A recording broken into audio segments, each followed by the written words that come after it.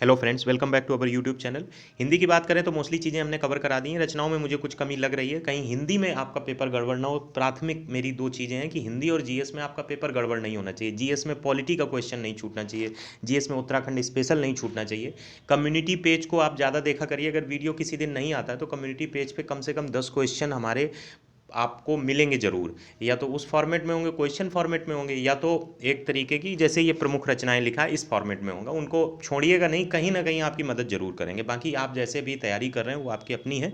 हिंदी में जो चीज़ें मुझे लगी जिससे क्वेश्चन आपके 90+ सही हों, ऐसी मेरी कोशिश है, तो उनको मैंने यहाँ पे कंपाइल किया है। लगभग 24 प्रश्न हैं। डायरेक्टली मैंने ऑप्शंस रखे हैं क्योंकि याद रखना आसान रहता है। जन्मेजय का नाग यज्ञ किसकी रचना है? जन्मेजय का नाग यज्ञ जयशंकर प्रसाद की रचना है। अतीत के चलचित्र मैं बता ही चुका हूँ, महादेवी वर्मा की है, इंपॉर्टेंट है। पल्लव के रचयिता कौन है? सुमित्रा नंदन पंत है। ये सभी प्रश्न यूपीपीएससी और यूकेपीएससी के आए हुए प्रश्न हैं। हिंदी के सर्वप्रथम प्रकाशित पत्र का नाम उदंड मार्तंड है।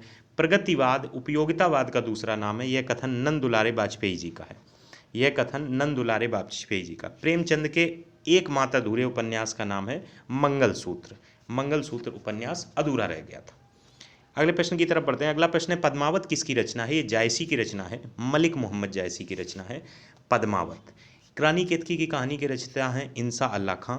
सुहाग के नूपुर के रचयिता हैं अमृतलाल नागर। रामधारी सिंह दिनकर को भारतीय ज्ञानपीठ पुरस्कार किस रचना पर दिया गया था? तो उर्वशी पर दिया गया था। हिंदी के प्रथम गद्यकार की उपाधि से कौन नवाजे गए हैं? लल्लू लाल। सांच बराबर तप नहीं, झूठ बराबर पाप, इस पंक्ति के रचयिता हैं कबीर। अगले प्रश्न की तरफ बढ़ते हैं। अगला प्रश्न है रामचरितमानस की भाषा क्या है? अवधी है। हिंदी का आदि कवि किसे माना जाता है? स्वयंभू को माना जाता है। दिनकर किस रस के कवि माने जाते हैं? वीर रस के कवि माने जाते हैं। उस दौरान वो सरकार के खिलाफ बड़ी बड़ी भैया कविताएं लिखा करते थे। दिनकर का नाम अलग ही है। किस काल को स्वर्ण काल कहा जाता है? भक्ति काल को स्वर्ण काल कहा जाता है। हिंदी गद्य का जन्मदाता किसे माना जाता है? भारतेंद्र हरिश्चंद्र को। बिहारी किस राजा के दरबारी कवि थे? जयसिंह के।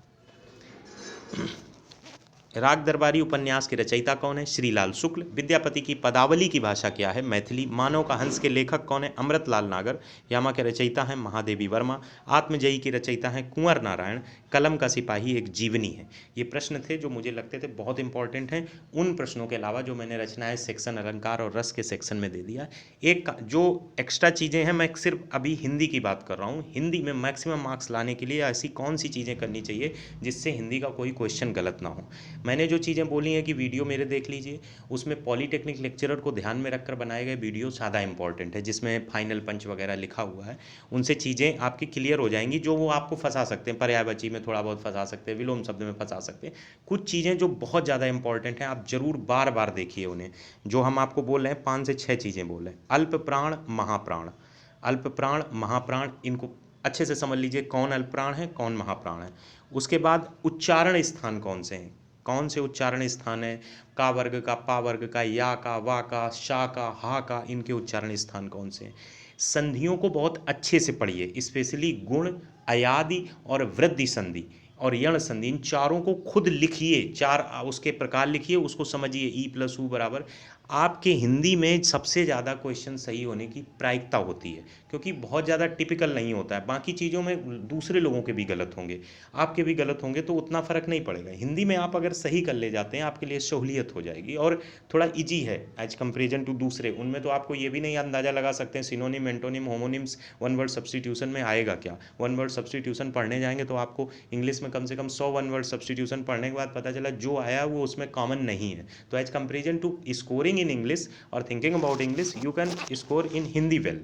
और हिंदी में और कौन सी चीज़ें हैं? रस और अलंकार के उदाहरणों को जरूर देख लीजिए। रस के स्थायी भाव पूछे जाएंगे, अगर रस का कोई उदाहरण देते हैं तो वो भी आपका गलत नहीं होना चाहिए। जनरली रस में उदाहरण पकड़ में आ जाता है, अलंकार में थोड़ा कठिन होता है। अलंकार सरल वाले देखिए, सरल वाले भी गलत हो जाते हैं। तरन तरुजा तट तमाल तरुवर बौछाए, पीपर पास सरस मंडोला, ऐसे तमाम अलंकार के उदाहरण हैं। एक कोई भी जो आप बुक, कोई ना कोई रेफरेंस बुक आपके पास होगी, लूसेंट की हो या किसी भी लेखक की आपके पास बुक हो, रस अलंकार के उदाहरण, अल्प प्राण महाप्राण, संधियाँ, इसके अलावा रचनाएं तो हमने आपको बता ही दी हैं, और जो वीडियोज हमने आपको दी हैं ये इनफ है मेरे हिसाब से। कोई गलती और आपको नहीं करनी है। इंग्लिश के लिए हम यही सजेस्ट करेंगे, हो सकता है हम कम्युनिटी पे synonym antonym one word substitution में कुछ जो मुझे लगते हैं कि ये पूछे जाने की संभावना है, गट फीलिंग के हिसाब से कुछ चीज़ें हम डाल देंगे। जनरल स्टडीज़ में करंट अफेयर्स देखिए कंटेंट है लेकिन ज़्यादा क्वेश्चंस नहीं बन पाए हैं, देखते हैं कुछ क्वेश्चंस और जोड़ के आपके सामने 30 से 40 क्वेश्चंस रखते हैं इंपॉर्टेंट जो मुझे लग रहे हैं। बाकी जुटे रहिए, टेक्निकल पोर्शन को भी अच्छे से प्रिपेयर करिए और अपने लेवल पे करिए। अल्टीमेटली सिलेक्ट वही होंगे जो वर्किंग हार्ड, स्मार्ट हार्ड और तमाम चीज़ों को अगर मिलाया जाए उसमें उनका इंडेक्स हाई रहेगा। खैर, थैंक्स फॉर वॉचिंग।